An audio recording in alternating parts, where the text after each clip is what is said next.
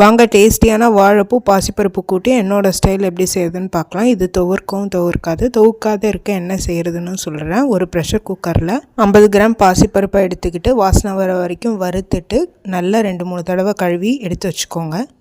இப்போ ஒரு பவுலில் 3 டேபிள் ஸ்பூன்லேருந்து 4 டேபிள் ஸ்பூன் தயிர் எடுத்து நல்லா பீட் பண்ணிவிட்டு தண்ணி சேர்த்து நல்லா டைல்யூட் பண்ணிக்கோங்க மோராக.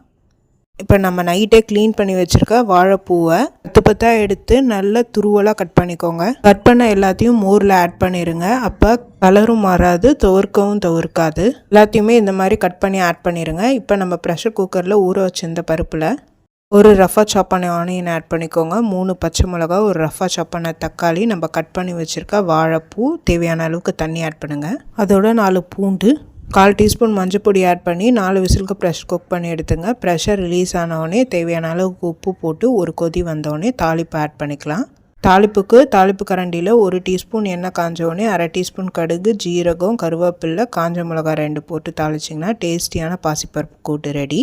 இந்த கூட்டு சப்பாத்தி, ரைஸு, தோசை கூட ரொம்ப சூப்பராக இருக்கும். செஞ்சு பார்த்து எப்படி இருக்குன்னு சொல்லுங்கள். Happy cooking, healthy living.